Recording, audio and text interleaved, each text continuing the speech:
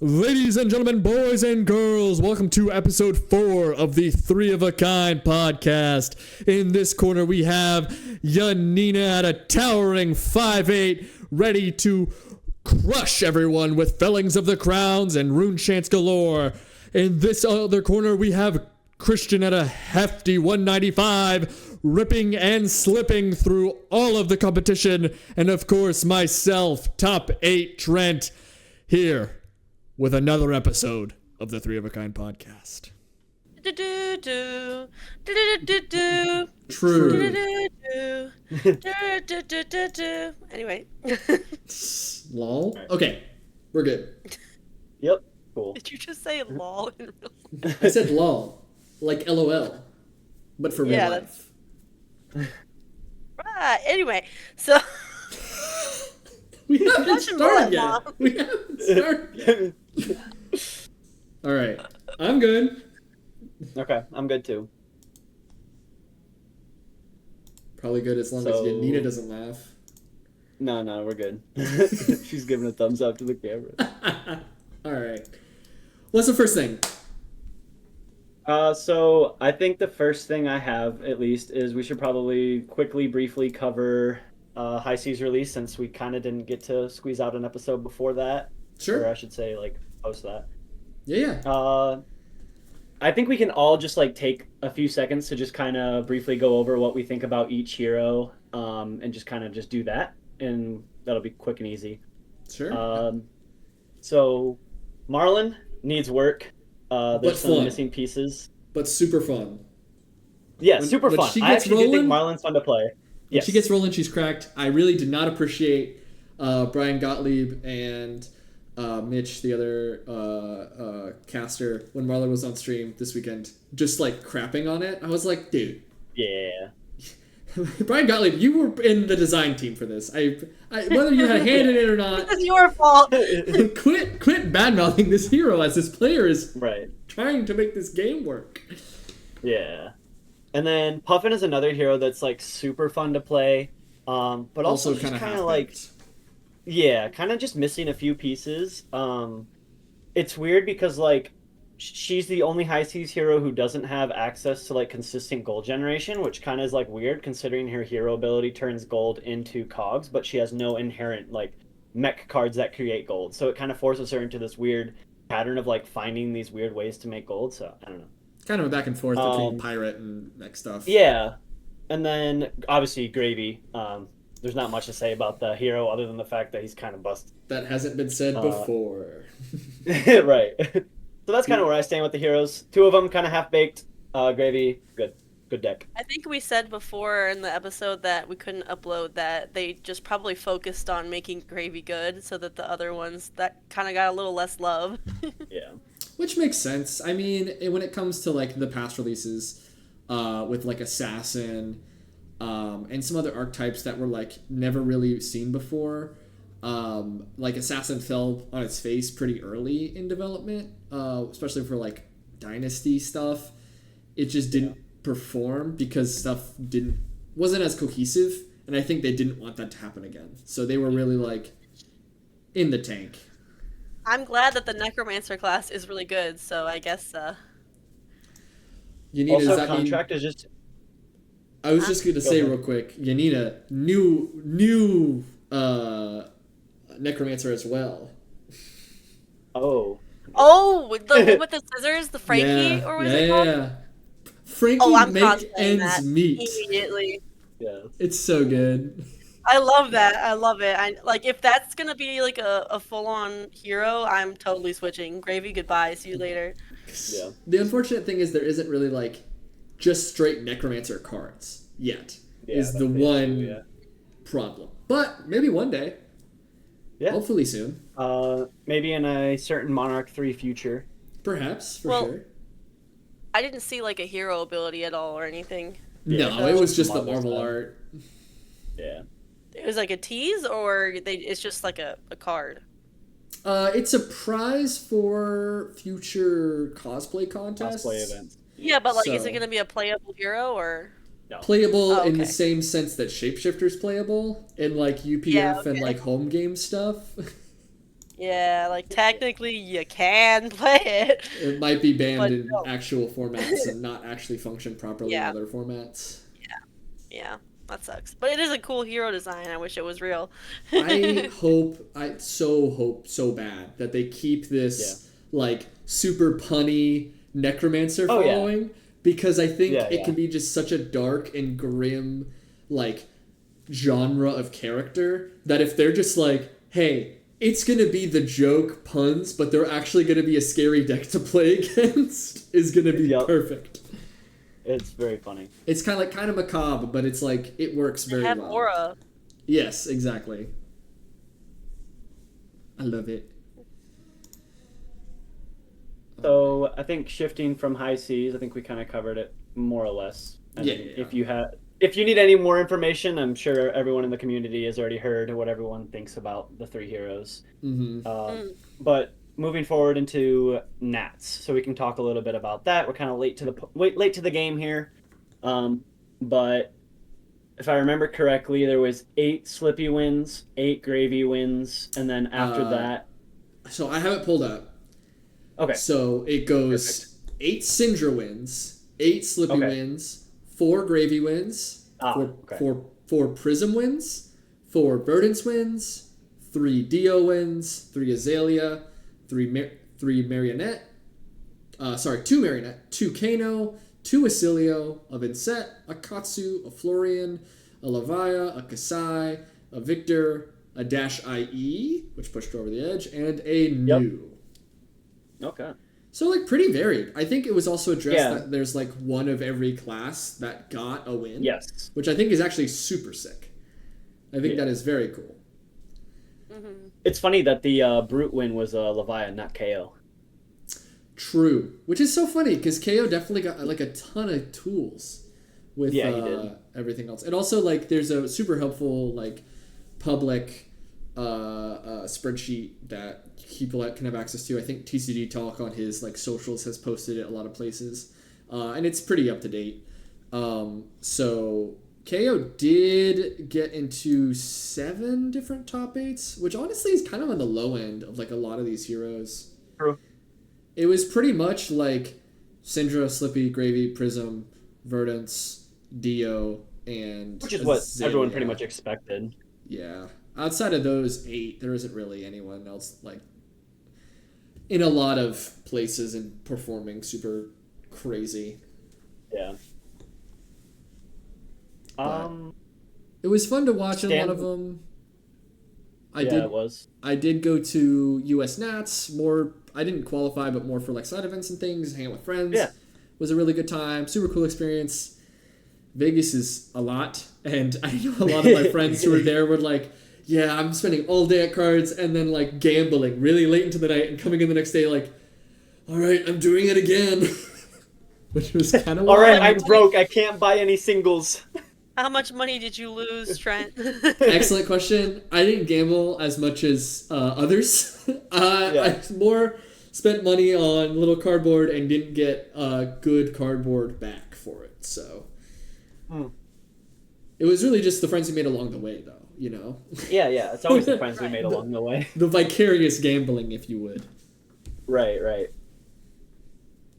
Man, I wish I got to go to Singapore. It looks so fun. It looked awesome. Everything I saw, a lot of the videos that like even like Fab had posted with like some of their other representatives like going around the city, like they did the one bit with Majin Bay before the event. Yeah, that and was super cool. I love that. so I want them to do cool. more of that. Yeah. It really in the feels future. like they're reaching out to their community and like we Yes. recognize you guys and it's more than just the game, it's more about like making friends, seeing the world, which is something they prefer. Oh, yeah. I know Agrablaze and a lot of his stuff has also been like play the game, see the world, make friends, and like very much on that too. I saw a funny video of him today because they did the other night they did I guess the like beach party.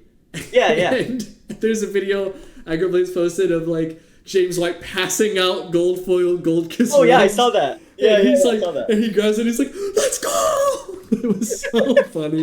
He looked What do you mean? he looked tossed. He Yeah. looked tossed. It was so funny, dude.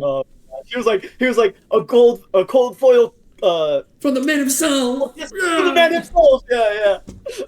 Oh, it was funny. That guy's a gem. And then, dude, Love that guy. I know, I love Zach. And then, Can't dude, wait to start going to events like that. I'm gonna have I so much know. fun. Yeah, I'm excited Um, for Worlds.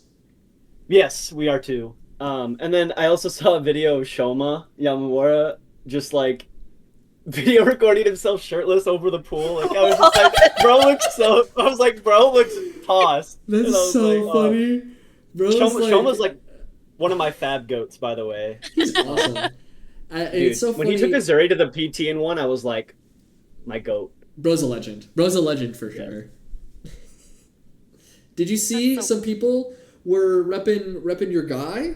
I think Alexander Yes, Moore I and did. Chris Ayali were repping Yeah, Rippy. okay. I don't I know. will say, I don't think they though- performed very well, but they did it. One Riptide made it into day 2. Mm. I don't know what list or who it was. I do know that the Chris Ayali list, he played it in the AJ In the AGE? AGE. Yeah. Yeah, before or during what was it? It was during the last week of Nats, I think. If not the weekend that there wasn't Nats and there was those battle hardens. That's what it was. Yeah. And it's like a really aggro list. It's a Manta build. He was on Dreadbore on stream just because of the hero he was playing into. Sure. But he was on like this really, really cool. I wouldn't play it personally because it doesn't feel like a ranger, but it's like it was honestly like Aurora. It was just 0 for 4 the deck. So he was like he was on Nimbleisms, I think Jack B Nimbles or either Jack B Quicks. I can't remember. Either way. Yeah, and just like a bunch of 0 for 4s, which is cool because like you could go like because of Riptide's hero ability, just every time you play a card you can reload. You could play like a Jack B Nimble, banish the Nimbleism, give it, go again, play it's a 0 for 4 from hand, and then you can load a 0 for 4 arrow without even activating your bow. Huh. And then you could just play Dreadbore and just limit all the 0 for 4 D reacts from hand. That is pretty good. So yeah, he was just kind of just playing a bunch of 0 for 4s and reloading 0 for 4 arrows with the trigger of Riptide. That's not bad. Yeah, it was pretty cool. The top Riptide I'm seeing is Chris Ayali, at least for the Pro Tour itself. Was Chris Ayali? So yeah, had 6 wins. Okay, yeah, he was on the same list as he was on the AGE. Maybe a few card changes based on his testing from that. But yeah, no, it's super interesting deck list. Not something that I personally play just because it's like very little traps, and like that's my favorite thing about Riptide is the traps and that aspect of it. Yeah, but how efficient is that? How efficient is the traps? So okay, so there is a modified Chrysiali list that's like this list came out before Chrysiali. It came out right after High Seas, and it uses Manta.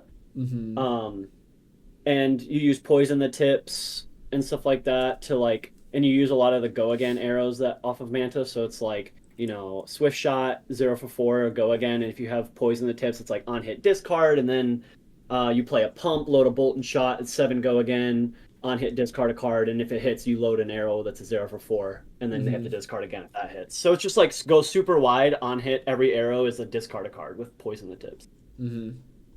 And honestly, it top 8'd a Battle Harden. I've played it a little bit. It's quite good, but it runs into the same issue where it's like if you pivot too far away from the traps with Riptide, you just fall into the same trap that every ranger falls into, and you just get fatigued. So that's fair. Yeah.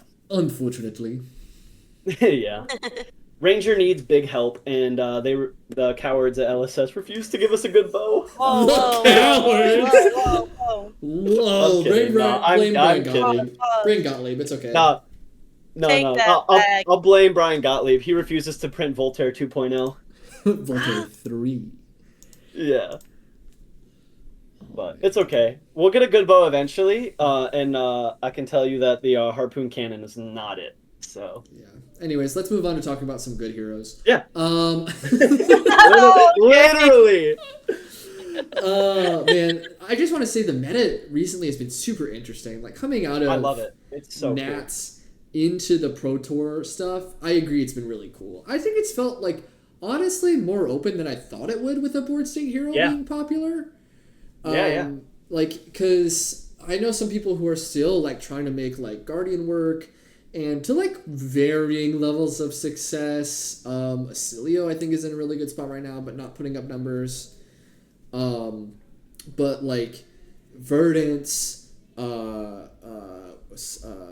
Gravy Bones, Slippy, Syndra, like it's so interesting to see these decks that like aren't doing anything innately obscene. Yeah. It's just like the good numbers that are going on right now, and like I would say Slippy is the only one doing obscene things. True, but it's Assassin, and the only reason he's doing obscene things is not because of the numbers of the deck, but is because of the amount of disruption. I've had this conversation a bunch of times with like my testing team right now. We're always obscene. We should cancel that class. I hate it. It's annoying. It sure is annoying. Dude, like dude, like I turned in Art of Desire. I don't know. I think it was like it was Bonds of Attraction. So it was the 0 for 3 red, and just like out of nowhere, flick Clave. They're marked double Justinic plus take up the mantle, and now I'm bonzing for 17 on hit, steal all of your God. Yeah, I stole. There was 2 cards in there. I know I stole all of their the Bolton. It was the his his best card, his reaction one that with the item in play. Is it Lumina Ascension? Lumina Ascension is not a reaction. Yeah, it is just the best card in that deck. That's okay. Yeah. I stole all of those, and the guy was just like, yeah, okay. Yeah, and he wasn't ready to block with it because it wasn't a bonds. Exactly, and that bonds was for 17. Like, golly, dude, are you kidding me? Like, holy. It can happen. It definitely can happen. I don't remember seeing it happen this weekend, unfortunately. Maybe I just didn't see the right games. But, because I was in and out on some of the streams. It was just weird timing for us on the West Coast. Like, it was... Yeah, it was. Just so late. I stayed up super late this week. I stayed up too late, and I didn't even watch the whole thing. The Gravy versus Gravy one. Oh, she watched the Hamilton. That one was good. It was good to watch. That one was very good. That was crazy. The life lead started... Well, it was like 14 to 20 or 40 to 26. There was like I will 14 life in between in one turn. I will always give it up to Hamilton. Bro is a really good player, even when he's getting high rolled, and like he hung on way more than I thought he would. Got it back to like 4 and 2. He got it back to like 4 and 2. That's crazy. Yeah. He did way better than I thought he was going to end up doing with that game. That game, he was in an awful spot by no fault of his own. It just kind of I happened. really had zero faith in this guy, and Christian was like, "Nah, he's got it." And I was like, "Yeah, I don't think so." And then it got closer, and she was like, "Okay, maybe he does got it." And then he didn't, and then he didn't. But I was like, "Dude, the bag." It's hard to come back from 3. It's hard to come back from 3 with a bunch of no blocks in your list. It's kind of wacky. Yeah, it's rough. It's rough out here for an OG. For real. I think a lot of people have said, like, if you look at past metas, like, generally speaking, it's been like a triangle meta where like X beats Y and then Y beats Z and Z beats X, right? Or like dominated by one hero. Right. And I think this was the first meta where it's like there's 5 heroes that are really good, and then you could play any of them and do well, but also because of the fact that there's 5 heroes that are like really well represented, you can bring, a hero that pairs into one of those 5 heroes, and like if you get a good gem roulette pairing of just like, oh, I'm bringing the deck that targets Verdance, and if I pair into a decent amount of the Verdances, I'll just I'll win the game. Yeah, it's super cool. I was following pretty closely like Agrablaze's run, even in just the calling. Bro really was running the gem roulette pretty well. Like he was hitting Syndra, Slippy, stuff that he wanted to see and wanted to beat. Yeah. And I think he only hit 1 Verdance on his run in the calling, and beat which it. He beat. Yeah, he said he had 7 turns of go again, which is crazy. And Victor is insane. Then he played into 2 Gravies, which he lost to, which that was going to be a rough matchup no matter what. Yeah, right.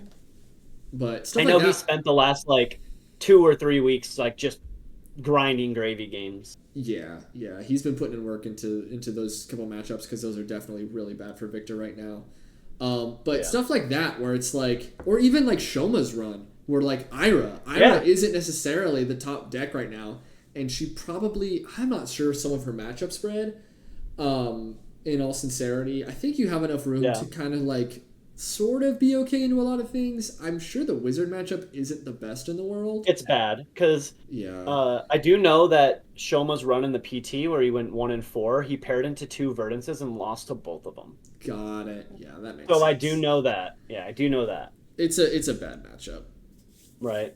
Especially with the list that Shoma was on. If he was on like the new Armory deck cards and stuff like that, maybe he might be able to get there just through just keeping tempo. But he was on like Boomer Ira, which is like traditionally more mid range esque and kind of has like some turns where if you just draw 2D reacts, you can't put tempo on and you give Verdance a full grip to just do her thing. It's hard. I've heard from our locals that the Ira deck is like insanely good out of box. Yes. Oh yeah, that product is really cool, really really cool, and I think it's. I'm like so. Go ahead. I was just gonna say I think it's well put together for the sake of like a play at your armory sort of stuff, where while things like Jarl and Azalea didn't feel like as cohesive. Yeah. And the new cards are a really big part in that, and I think the new cards that they printed, the Vengeance cards, are really cool and add a really cool new archetype with the Edge of Autumn stuff that I've seen Katsu take off with. For some players that have been testing it. I know you have, and you've been excited about that, Christian. Yeah, I do. That's what I was actually going to say is I'm so on the fence of, like, playing Ira versus Katsu as my ninja, because, so, like, the cool thing with Katsu is that, like, you just get this on-demand breaking skills on any ninja card in your deck. It's kind of crazy. But, like, it's super cool, but the deck also is, like, 10 times harder to play now. As if it wasn't already hard enough. For knowing like what combo card to get and stuff like that. Yes, because now you have to run. Now you have to run in the vengeance ones and the all that stuff. Yeah, the on-demand CNC and sometimes is really losing good, your sword which is like feels bad. Oh yeah, I was gonna say I was just like I took TCG Talk's advice while I've been testing it, and like he was just like to kind of get a good idea of when you should activate the arms. Just go into every match and just activate it the first time you see like value. Vengeance? And if you get blown out by a D react or something like that, then like when and when not to use it. And that's like that's honestly the best advice that I've heard. Is just like use it willy-nilly, and if you get blown out, like take a mental note of that and what caused you to get blown out by it, and just move on from there. Basically fail and learn from the failure on it, and you're just gonna have to do that first to figure it out. Yes, pretty much. Like there's no like trying to, because you kind of have to force yourself to fail, because if you just like only wait to like the last moment to use it, you're not going to get a good idea of when to use it. Sure. So but yeah, I'm kind of on the fence, because like on one hand you have the Ira list that's like running like prismatic ley lines, so you can like do Edge of Autumn, discard a card, and then play ley line, and then come in with Mist Blossom for 5, and it's going to be, if you activate arms, it's for 6, draw 2 cards, and it's just. If it's second chain. Oh no, it can't be second chain. Never mind. It has to be third. Yeah. That'd be too busted. It's just like there's so different lists, and they're super cool. And I'm just kind of trying to decide like which way I want to lean with the deck itself, whether I'm going to just adjust my current Katsu list or just like full swap to Ira. I think Katsu's fine for now. Ira maybe has some wiggle room when it comes to like finalizing deck lists. I think is probably the spot right now, because I mean like Shoma won the calling by just playing like an OG Boomer Ira. Yeah. And that, like, I don't think he had any new cards from the set. Maybe Mist Blossom. I think I saw Mist Blossom in there for the Gravy matchup. But probably as a sideboard, yeah. Other than that, it was like very much like cards that we've seen played in Ira before. Just he piloted it so well, it was insane.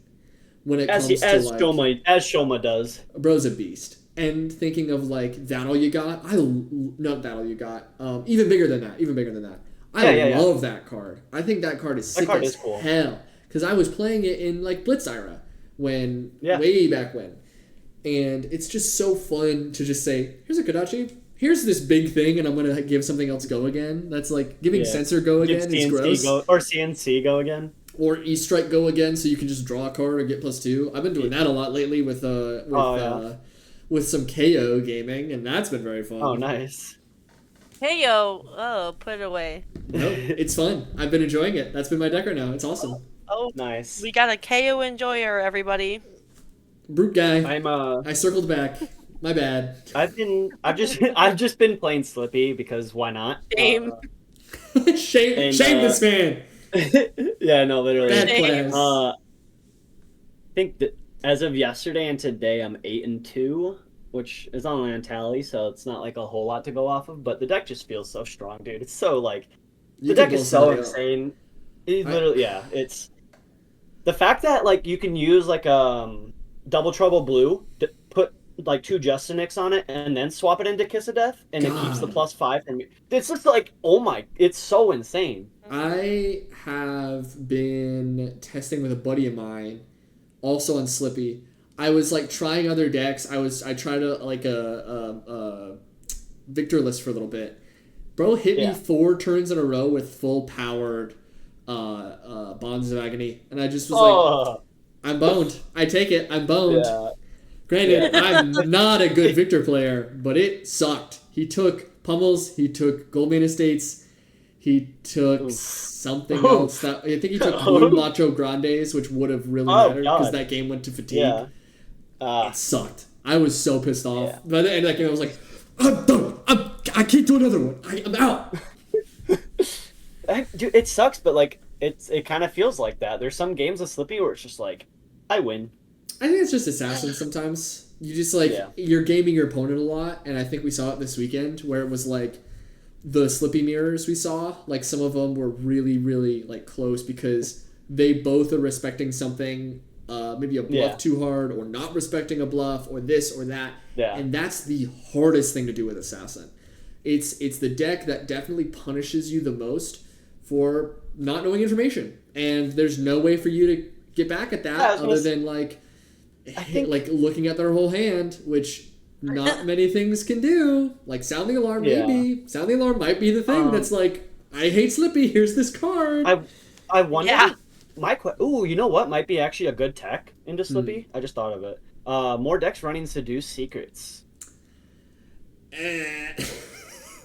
It's an instant, He isn't hates it? your idea, Christian. He hates It's it. just like, Wait, it is an is it instant. an instant? It's a question of to what end. Like, the only reason people were running it in Kasai was because, oh, I get to draw a card, which triggers my Yeah. hero ability and does this XYZ thing. And I think that was, no one else is really getting a benefit from that.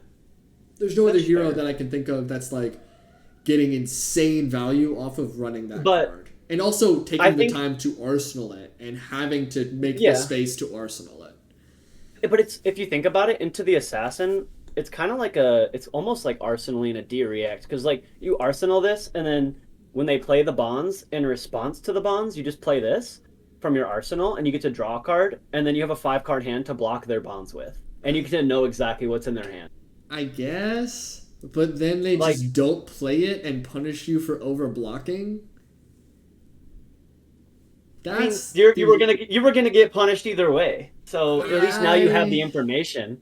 I don't know. How would you choose your punishment? I guess. So Give me all your cards and I I was attack you with just- something else and bump it with all these Yeah. reacts. Yeah, that's what I don't like Or- about Slippy. It's like it's so hard because if you block the first one, they're just gonna send the all second. their attack reacts on the second one. It's like, dude, I hate you. Go home. Good hero, really good hero. The Oh, other, my. the only thing is that like you have Yeah. Runeblade hands. You have Runeblade hands where sometimes it's all You attacks or it's all attack reactions, and you just gotta Yep. take it, and it sucks, but it's very interesting. I've found a lot of success when that happens. Like a lot of people will be like, "Oh, this is a blocking hand." If you don't have to block, just hold the cards, take the damage, and like show the fact that you might have the attack react, and then you can bait some cards out of people sometimes. It just Sure. depends on the player they are. If they're the Why player, don't you like just attack with dagger? you can kind of pick up on it what kind of player they are on their blocks on the first couple turns, where it's like, are they a player that just puts one card in front of it every single time, or are they always respecting the attack react? Yeah, And it's you can hard. kind of pick up on it. Yeah. But I will say the last tech piece that I have ran into by some players on Talishar is Snag. Yeah. Snag has destroyed a lot of my games. It's I'm not become gonna say so destroyed because important. I still won the game. It was against a Dory. Still ended up winning the game, but the snag took all 3 of my bonds. It's become so important.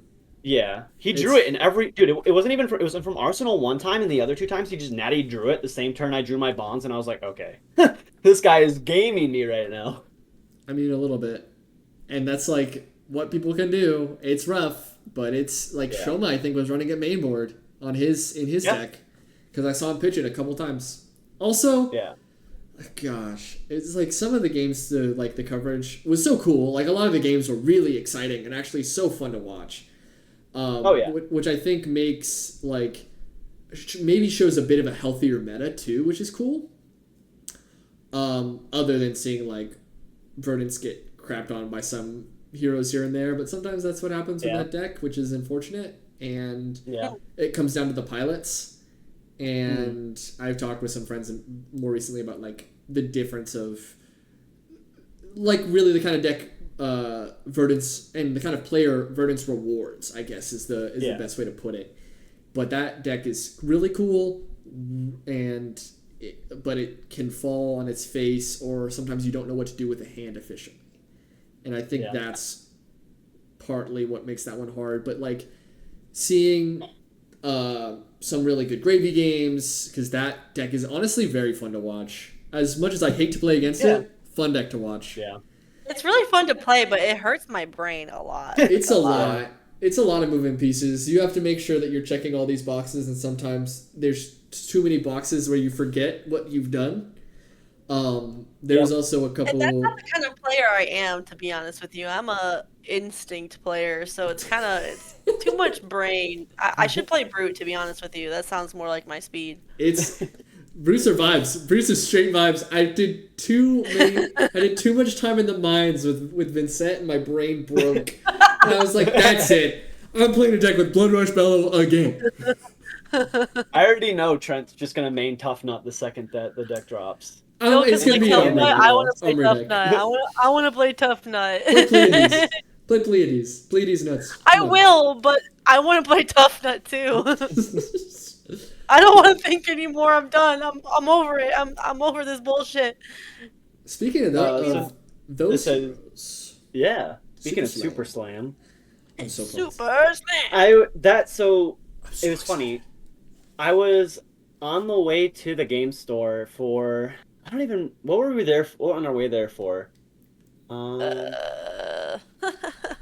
some degenerate shit. I don't know. Honestly, we were probably just stopping by because we were in the area and picked some stuff up, and the video dropped, and I was like, babe, set reveal, pull it up, please. And she's like holding my phone, the video's going, and I'm like, okay, so it is a Brute set. And I was expecting Savage Lands, and all of a sudden I hear in the announcer, I'm like, wait, what?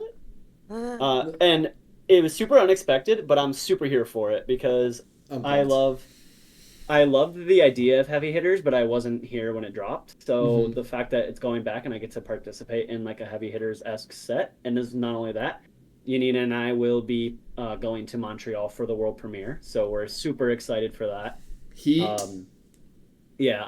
I'm stoked, dude. Lyeth is such a cool looking hero, and so is KO. I honestly can't decide between both of them. The KO speaks to the assassin player in me because where he's just like, hey, surprise, here's this. Yeah. This is for 6 now, which is super cool. And then Lyeth because I love games that go long and grindy. So 5 intellect, and the fact that his hero ability has just implications that he'll be on. No, we don't know this for sure, but his hero ability has implications that he'll be on Rampart. Yeah, I can see Rampart being in that deck for sure. Because you pitch a blue for 2 resources, which is 0 cost. All your cards get their +1 block if they're, I think it's just attack actions. I think it's all. And then it might just be action cards. It's not because it specifies like action, so that way you can't like get your 0 for 4 reactions back to that. I think Lyeth is going to be too much math for me, to be honest with you. Let me look. But yeah, that's completely fair. Dude, I don't want to have things and then round up like. It's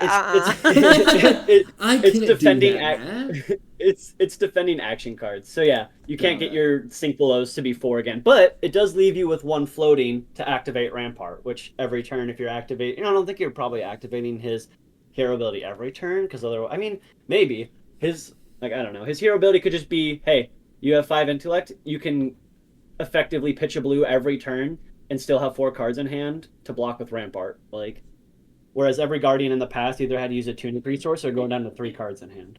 Mm-hmm. So Some of the new cards they spoiled too are very exciting. It's kind of Yeah. wild. So Brute got a blue, blue 6. Reviled Brute. Yeah, Reviled I Brute know. only. I And know. also, it's discard this and then basically pull a card that you didn't put in your deck and put it in your hand. That's Yeah, No, which is that's kinda crazy. It's Yeah. kind of From insane. inventory, that one? Yeah. Oh Yeah. my god. That card's one is crazy. actually crazy. Bro really is cheating. What the hell? Yeah, It no, also Like it doesn't pulling your block that literally- sideboard card. out. Oh yeah. Oh my god, it does have a 0 block value. Hold on, I didn't even realize that. Yeah, it's weird. It's exciting. It's not It's like- weird. That is weird. Maybe there's a way to give cards block value Mm-hmm. if Maybe. they have block value. Like, Surely not. Surely that would be too broken. I also love some of these names for some of these new cards. They're so funny. Yeah. The Spew Guardian card. Obscenities. I love that. It's so I know. awesome. It's so exciting. I love the flavor text on it. I can't even. Gallbladder bleep privy Yep. with the blunt The bleep. blood. Got it. I love that a lot of these cards are just like so funny, like Chum Bucket, like really, dude. It's so good. Like I love the names being super funny. It's great. Oh, I'm so pumped for this set. The new revered brute card.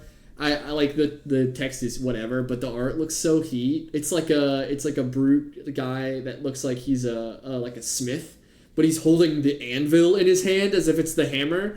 Oh, it's so cool. Oh yeah. It's so Old sweet. leather and Vim. Yeah. Another card that I kind of want to talk about just briefly because it's going to be kind of nuts and it's probably going to be like power. I wouldn't say power level of CNC, but it's just like it's a blue that costs nothing that will probably go into a lot of decks that use blues in their resource base is Overcrowded. Okay. Because the fact that it has ambush, so you can put it in your graveyard, and then the second that an assassin tries to Codex Leave No Witness you, it just blocks for 4 from your arsenal. That's true. I So didn't it even just- think about that. it's like That's sick. Yeah. So it's all, and also you can use it like if they Codex CNC you, at least hey, I'm taking 6, like or not taking 6, but yeah, I'm gonna let the CNC hit because I'm I can blocking just block 4 with of this it. from arsenal for 4. Yeah, I'm only Yeah. taking 2 off CNC. That's So kind of wacky. they're kind of they're printing the CNC, the Codex like The Codex the killer? main reason everyone hates Codex is like the Codex Leave No Witness into Codex CNC. Like that's the real reason. No one gets upset when Ranger plays Codex and goes and gets an Endless Arrow. Like it's That's not true. the, you know what I mean? Like the real reason that people hate Codex is because of the way Assassin abuses it, and this card just says, hey, Assassin, you can't abuse that card no more in this matchup. Yeah. So It's I think just this card is going to be very good, and I think it's it's cool in the that- expansion slot. So I think it's cool they gave ambush to a non-blocking card because the only time we saw ambush was on the ninja tiger block. Yep, from Crucible. Not from Crucible. It was Or- in the Ira. It was in the Ira deck under the Tolarian Community College, the UPF. Oh, product- okay, product. gotcha. Okay, Yeah. It was still like it's really interesting to see that. I think it's very cool. yeah, and I Also- also really think. want a question. Go ahead. This is so random, What? but I really want those stupid Marvel boots and like armor pieces. Oh my gosh, did you see those?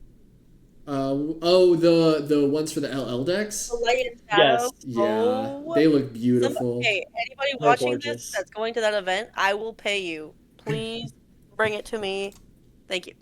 Crazy. That Reaping I- Blade is beautiful. Holy crap. Yeah. Like I need it. Like you're Yeah. telling me I don't need that because I do. Because I do. Another thing to point out about this Overcrowded card is since everyone's probably going to be running it into the Assassins and it's going to be in your inventory / sideboard, even main deck maybe, Pleiades is going to have a lot of auras in play. Yeah. So this card will just block a lot against her.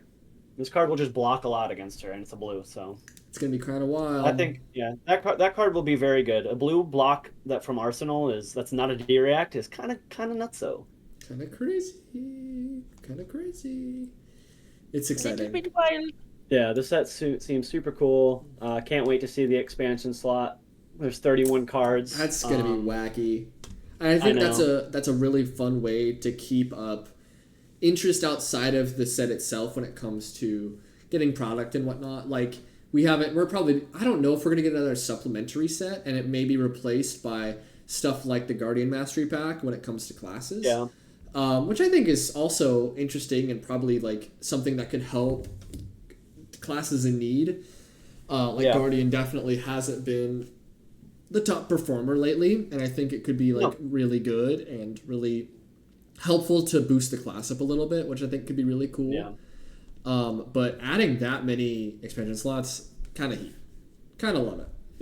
It's sweet. I love it. Mm-hmm. But yeah, one miss for me in Pro Tour Singapore was like, I mean, this is just personal, but like, I know like last year around this time for Pro Tour, they did the whole product timeline. I was hoping that we were gonna get that again, and was kind of disappointed we didn't. But I'm assuming that we're just gonna get it at Worlds. Maybe either that or the Auckland calling. Maybe it could also be they don't want to overpromise anything.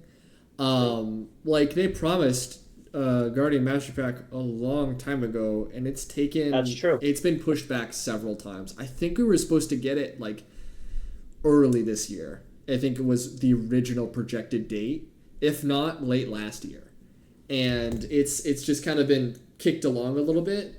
I think the timing of it is good-ish when it comes to like, oh, Guardian set, and then from there you can get more Guardian cards from SUPERSLAM.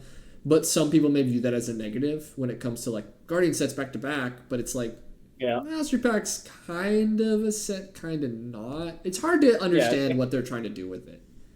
Yeah, and I think we'll know more once we see the full set breakdown. Sure.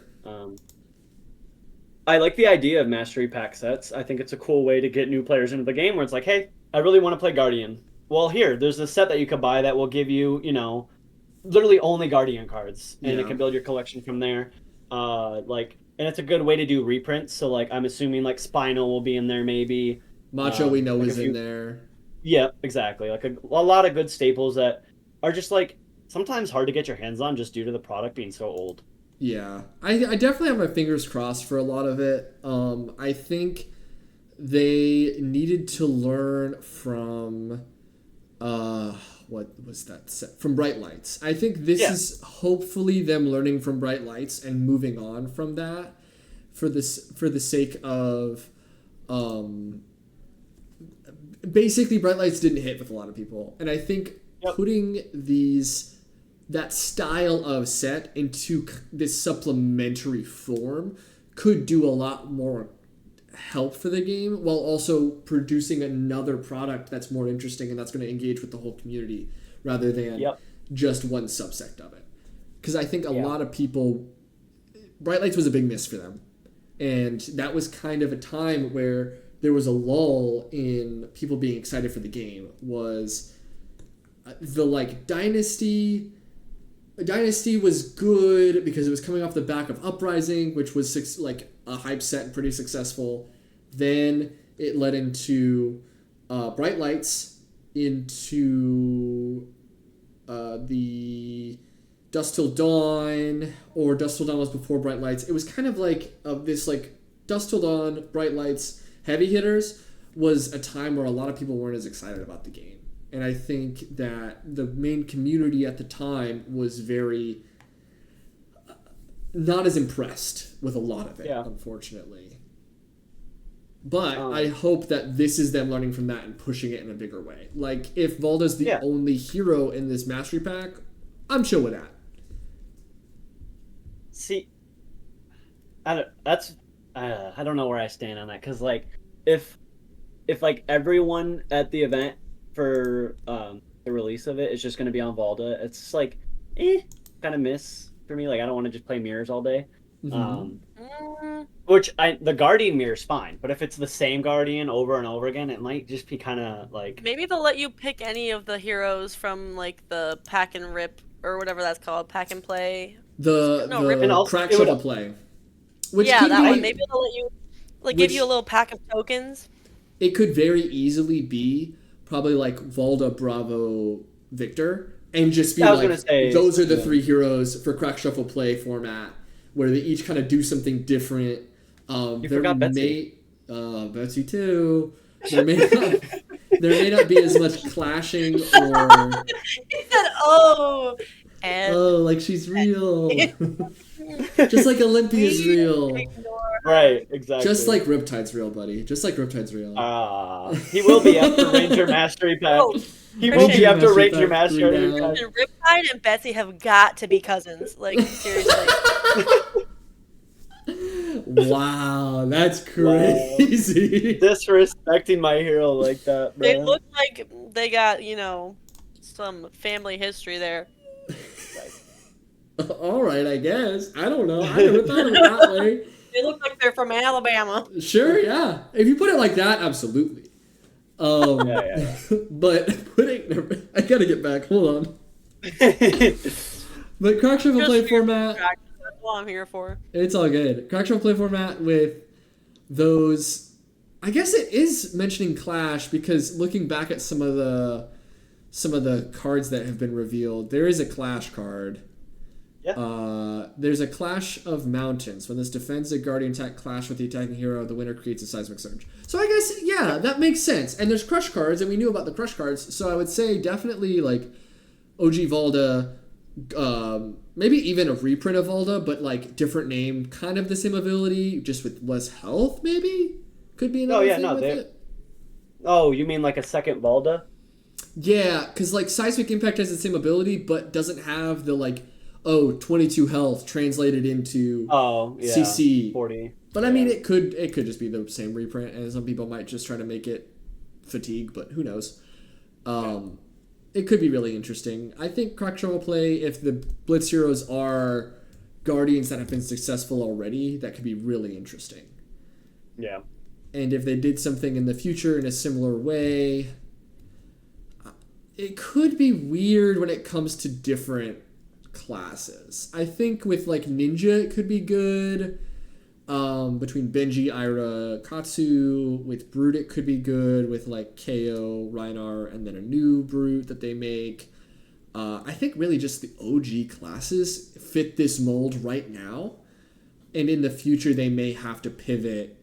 Like they're gonna have to release more heroes for different classes. Like right now Ranger only has Riptide, and that's all we got right now.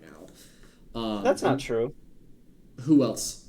Who else that Marlin. is just... No, Marlin is not just Ranger. Oh, I know. Marlin is I know, Pirate I know. Ranger.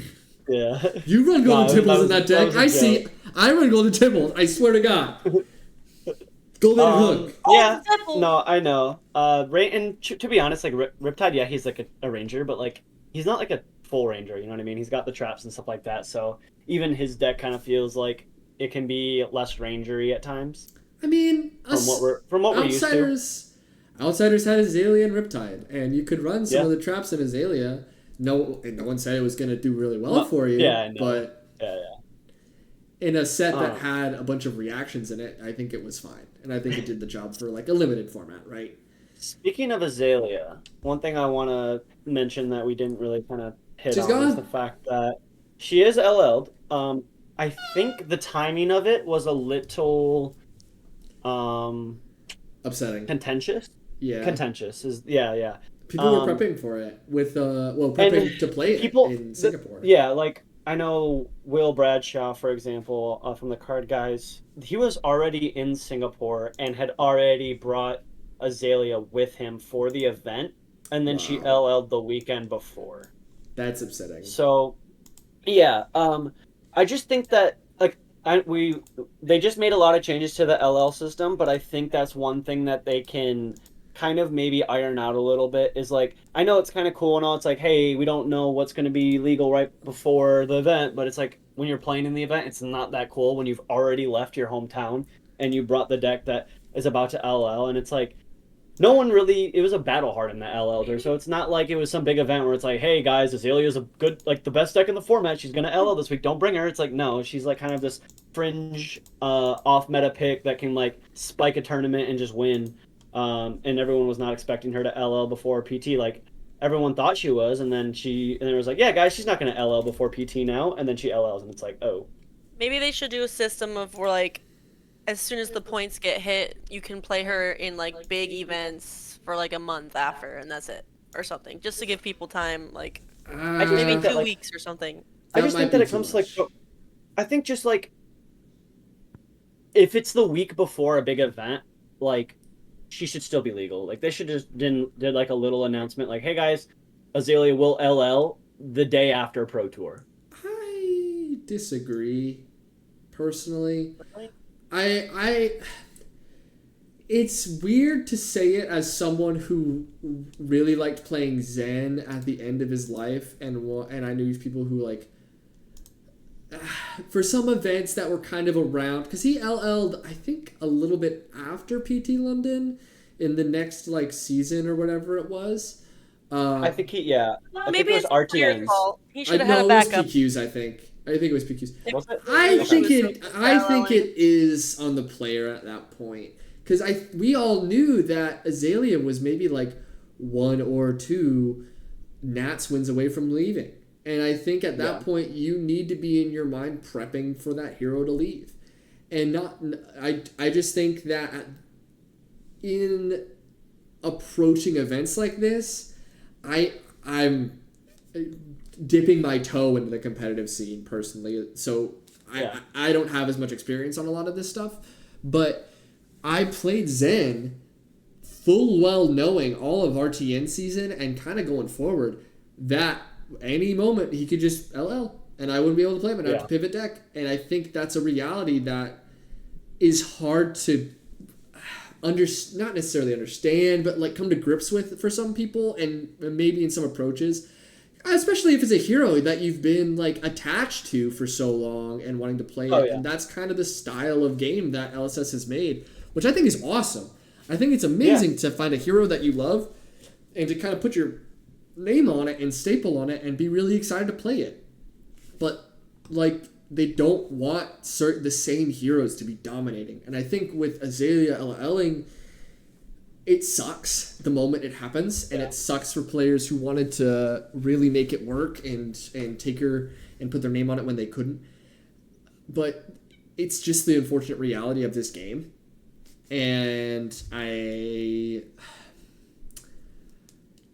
it's the reality that you have to come to grips with is the way I see it, which it sucks. I agree, it completely sucks.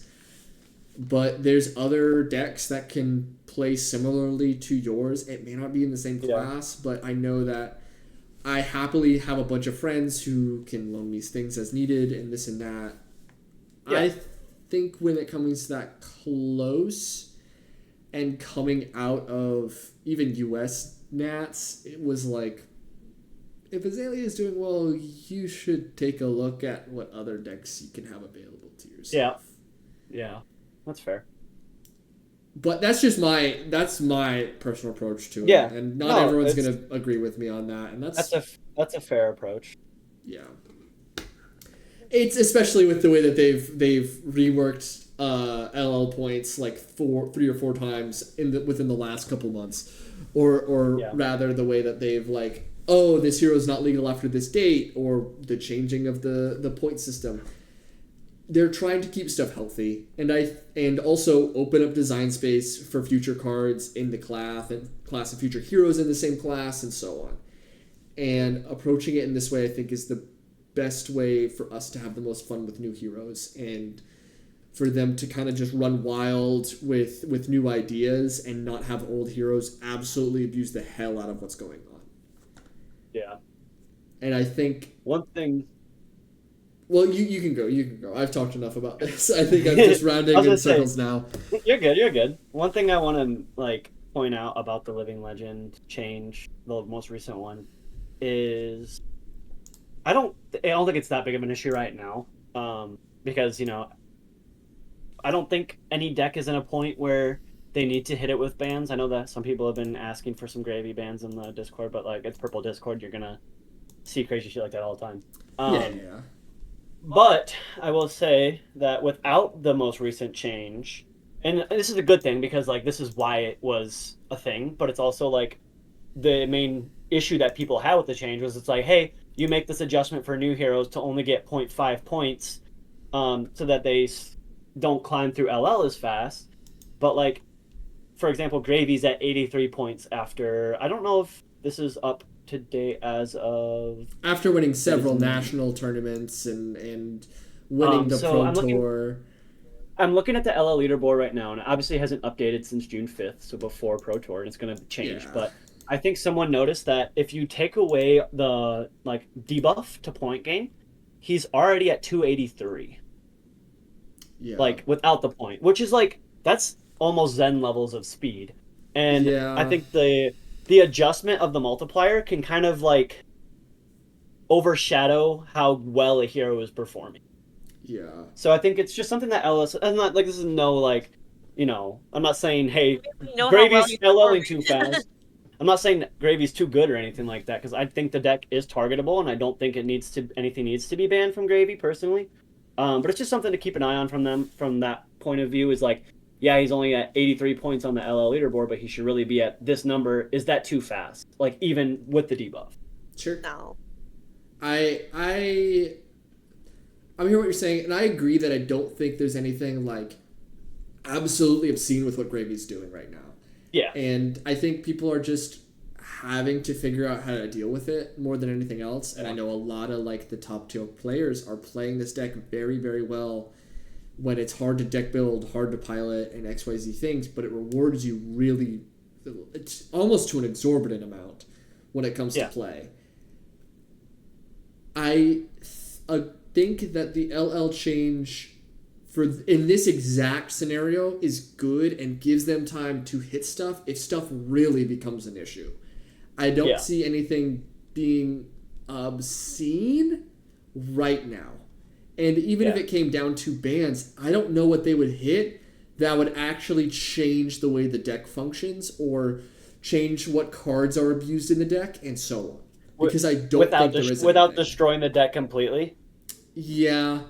Like I think a lot of people have been calling for Tipple to be banned just because of the fact that like the blue one's so It would obnoxious. destroy it. It would destroy it. Yeah, exactly. Because like Tipple is an obnoxious card in Gravy. I will agree, but like it's a necessary evil. Obnoxious card, just a Nick. How about you ban that?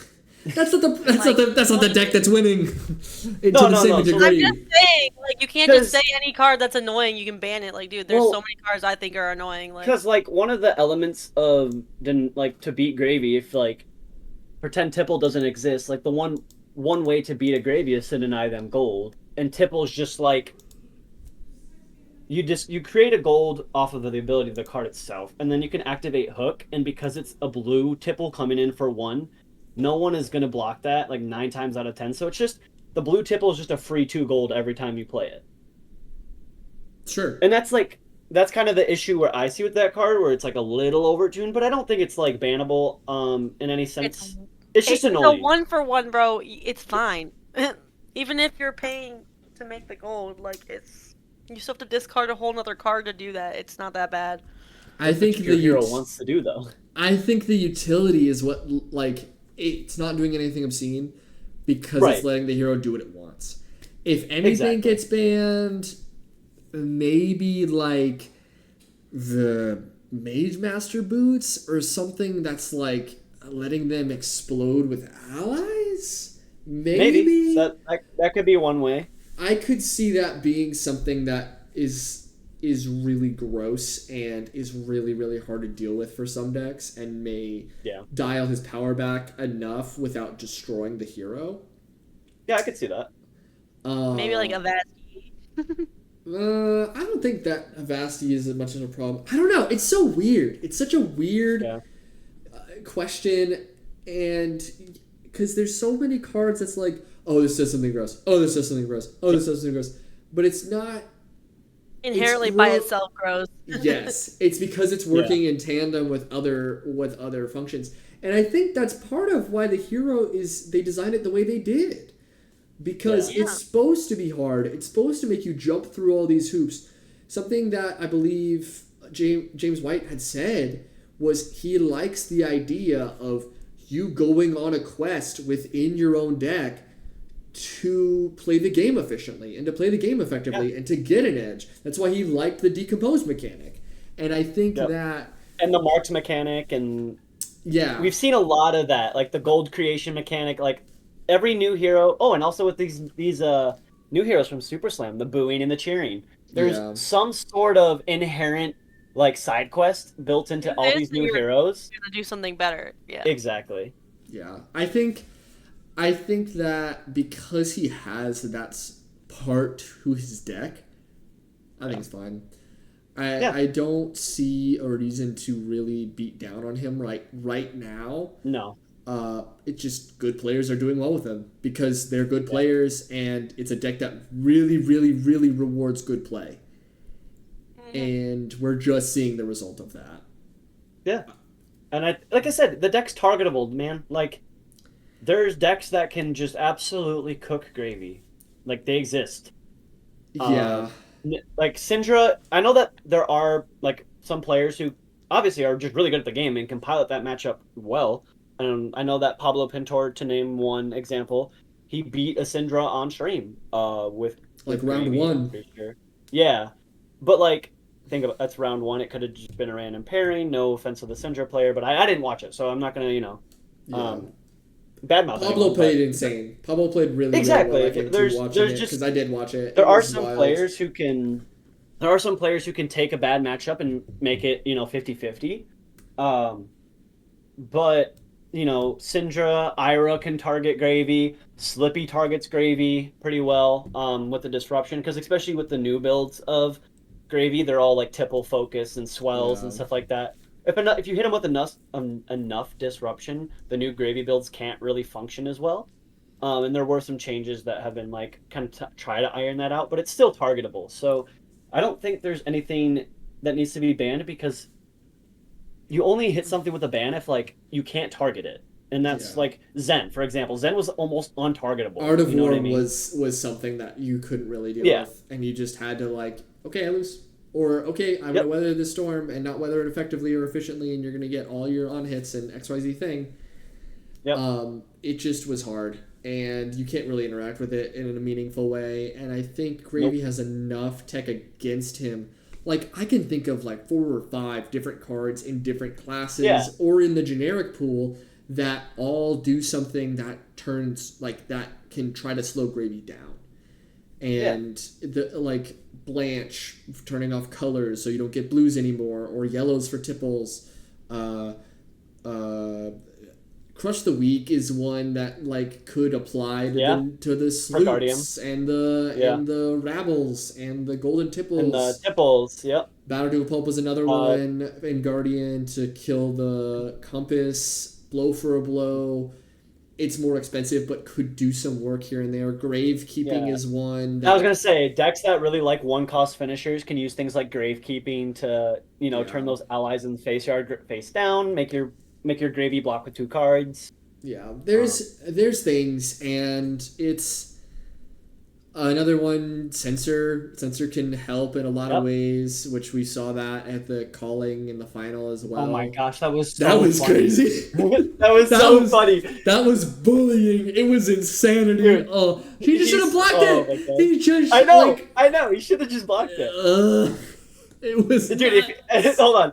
At the last turn, the last Sensor played, if he just blocks the Sensor, he has 2 yellows in hand. He could just send it from Arsenal for 7. Yeah, and just get rid of it. Just kill it. Yeah, just get it out of there. Yeah. So bad. It was wild. So funny.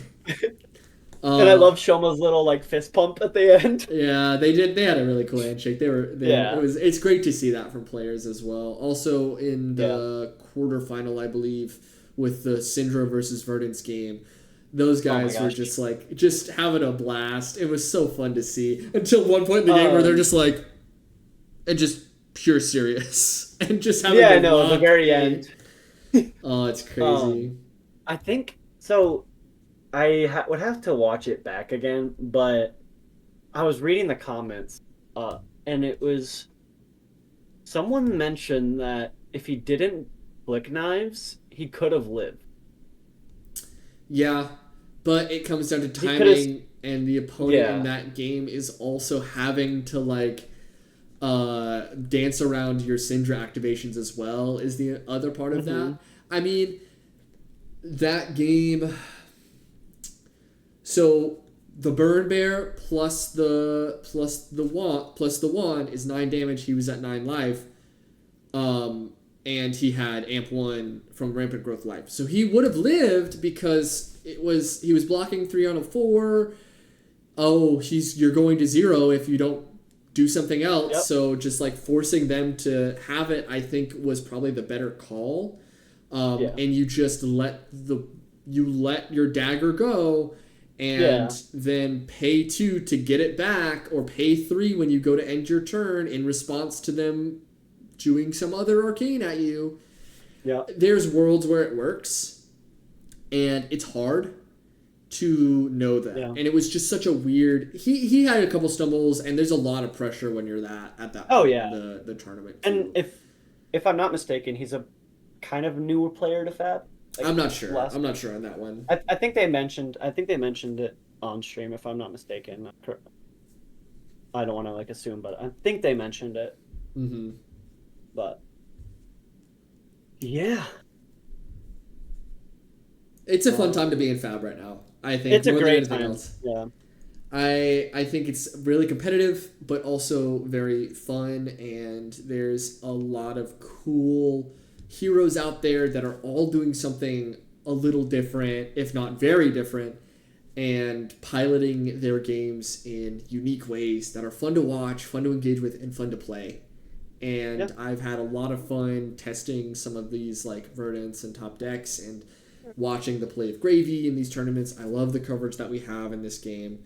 It is so good to be a Fab player right now.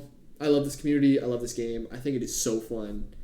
And I'm hoping to perform well this next season there is, PQ season. I think I know. is the Me next too, one coming dude. up. Me too. We have to grind. We have to grind our testing. I know. Yeah, I know. I will too. Don't worry. Yeah, Yanina will be the one to qualify, and me and you will just be like, yeah, dude. Oh my god, I'll crash out. Oh, I'll crash. I will crash. She'll beat you in the final, bitch. I will crash. No, we can't get monetized. No, I'm kidding. No. Bro said a slur. Oh, it's slur? No. Cut that. Cut that. What? No. Yanina, what the freak? Alright, well, I was gonna say that's a good place to end it. Doesn't feel like a good place to end it at all, but I got nothing else to talk about, so... I know, right? Listen. You're gonna win your next competition, and that's all. But I think the last thing that we can probably just, like, go over real quick is just, like, who we're gonna be on for, like, the next couple... before the next episode. Sure. Talk about what heroes we're testing and what heroes we're thinking about playing, and just kind of just give people an insight into what we think the meta looks like and who we're picking for that. Fair enough, I guess. Do you want to start at Trent? I'm playing KO right now. I'm having a lot of fun. New stuff has been very fun with it. I'm testing it. I've had some success. I think I've had a lot of encouragement to pivot, but I think the deck has some legs beneath it, and I think it's very fun. I've also been testing a little bit of Verdance, mostly to help some testing partners of mine, but I think that it's another fun deck to play, and it's pretty good right now. I think it's dropped a little bit in some of the competitive edge, I would say. Beyond that, I think Ira and Katsu are good right now to try to pick up and learn. I think Katsu needs a little bit more attention. I think what the new stuff is good. I think people just need to refine it and refine playlines a little bit more, and then it's going to be scary. Acilio's another one that I would say is in a decent spot right now if the player is really, really good and has a ton of reps in it. Like, I wouldn't be surprised if Yudo performed very well with it coming up. He did win his Nats. Yeah. Acilio's crazy. Yeah. So I'm on I'm constantly swapping decks week to week, but Just stop switching your decks. You're I gonna know. be worse at the game if you Um, change your mind every 5 She seconds. is I've not kinda- wrong. no, I'm she's sticking with not. KO. I've decided. I've narrowed it down to like 3 heroes. And it's Slippy, Verdance, and the red line aggro Riptide, which is like Okay. kind of just a passion pick. No Katsu? Um, Okay, bet. You tell us. You need to No. Rex all those decks she's in. No, I know. It's like those. That's like if someone figures out something, like I might. But I'm kind of just like I'm enjoying Slippy a lot. It is kind of annoying to like be the person playing the best deck in the format. But I mean, Well, Just because play then, Slippy. It's good. yeah, if you're gonna do locals, Yeah. do something else. Let testing and Yeah. and Talishard testing in games like that be its own thing. Don't conflate the two. I'll have it. I have a different deck that I've been running at Armories. I've been playing Marlin a little bit at my Armories, and it's been a fun deck to play. I'm not putting more stock in it than that right now. But KO's been the main one that I've been like, I'm doing this. So having something like that going on is pretty good. I might put together Marlin just because I opened so much product and it was all Marlin cards. So like I have the whole deck basically, and hero. my brother opened the Cold Foil Harpoon at the last Armory and he gave it to me, so I might just put it together. So, but Yanina, why don't you talk a little bit about the heroes that you're playing? I am debating on taking Florian because if there's gonna be that many Slippies, I win those. But at the same time, I do want to play Gravy. I just don't know that I can mentally play that many games of Gravy at my it's a best lot. potential in a row is the thing. Like I can probably play about like 4 good games until I cry and I don't want to play anymore. So Florian is just so like inherently easy to me now that I could probably like just know the right play to get like to do no matter what I'm doing. So like I might just play Florian because I'm so used to it. Yeah, I would say Florian is in a decent spot. The biggest thing is like if Verdant stocks are dropping, you're going up a little bit, but also figuring out the Gravy matchup because that feels like it's a really hard matchup for Florian. But that's like outsider. I have no idea. I've never played it. I was gonna say if like there's a lot of decks that are like because of the new Tipple builds and stuff like that, like just attempting to fatigue. Might get better. Florian can definitely play that game. Like he can definitely just clear allies. He has Reaping Blade, which kills a majority of allies. Yep. And he can swing Reaping Blade with Rune Chance, so that way Gravy's still taking damage. There's a lot of ways to navigate that matchup, and I don't think it's I think it's probably pretty 50-50. Mm-hmm. Until they throw it on a whaler, and you're just like, how do I deal 7 damage to this guy? Easy. What do you get mean? Channel Mount Heroic with Swarming Gloomveil. Duh. Yeah. Duh. Yeah. Or felling, or a mite from a canopy shelter. Runic with Reclamation. Yeah, that is in the list. It's fair. It's fair.